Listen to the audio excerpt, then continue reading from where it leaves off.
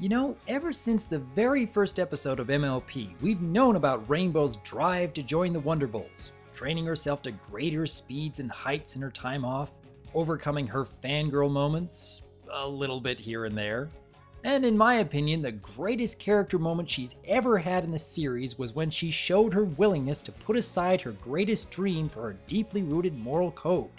To be honest, I still hold Wonderbolt Academy as Rainbow's crowning achievement, which is why I feel that each of Rainbow's episodes having to do with joining the Wonderbolts since then have been sort of a mixed bag. Rainbow Falls gave us a fair moment where Rainbow was standing up for what was right, yet showed the Wonderbolts as rather shallow and underhanded. Testing 123 was a far better episode overall because the focus was entirely on Rainbow learning something she'd never even considered before. Rarity Investigates was also a good entry with Rainbow being put on trial and the ensuing investigation, yet still showed the more shallow side of the Wonderbolts with just how quickly they turned on her. I've really wanted to see a better representation of the Wonderbolts for some time now, and I will admit that Newbie Dash is a step in the right direction for them. Yet, I have a really hard time figuring out my stance on this episode as a whole. Part of me wants to say that Rainbow seems like she's regressing in her character arc. Does any of this setup seem a little bit like Sonic Rainboom from Season 1? Part of me feels like some of the interactions and conflicts would fit far better in an earlier season of MLP.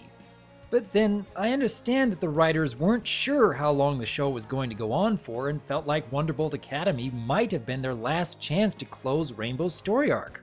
Looking back now, what do you do with Rainbow's achievements towards her dream that wouldn't feel like backtracking in some way? I'm just kind of torn here. I can't call this a great episode by any means, but I really can't call it a failure by any means either. I think I'm standing somewhere in the middle feeling confused.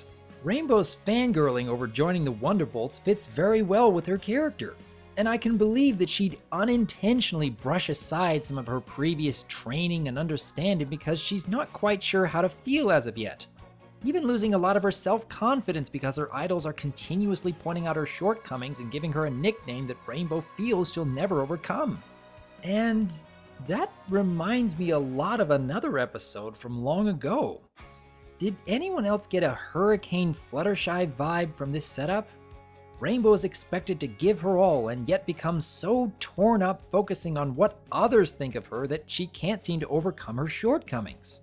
Yet, the lesson from Hurricane Fluttershy was to stop believing the name-calling and find your own strength to push through. The lesson here is about accepting the name-calling because that's just how the Wonderbolts function as a group. It's not supposed to be a big deal. And yeah, I feel a lot more inspired by the resolution of Hurricane Fluttershy than Newbie Dash. Yet at the same time, I can see a good lesson coming from this.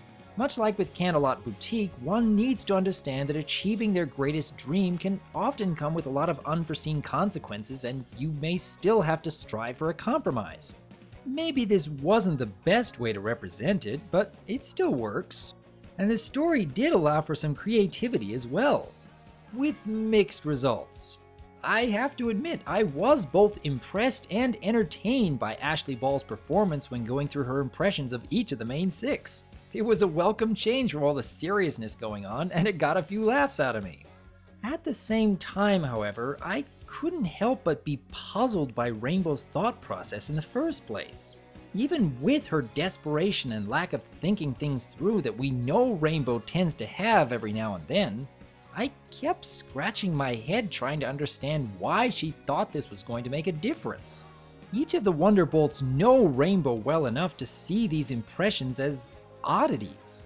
In the end, I can't help but feel that these scenes were added in more for the sake of random comedy that may have overstayed its welcome. I much preferred Rainbow's impression of Twilight from The Lost Treasure of Griffinstone, since that didn't go on for anywhere near as long, where the intent was purely for satire of another character, and it still served the purpose for a good laugh. So, yeah, I'm really not sure where to stand on this episode. The rest of the main six helped to break up the tension a bit, but were kinda just there the rest of the time. I enjoy seeing Rainbow and Scootaloo interacting more often, but it doesn't feel like their relationship has progressed at all because of this story. And while it's nice to end the episode with a triumphant image of Rainbow standing with the Wonderbolts, I don't feel like it was really earned. Again, I have to point back to Wonderbolt Academy for setting the bar so high in the first place that every time I see Rainbow getting one step closer to her dream afterwards feels like the writers have no choice but to regress her character a bit.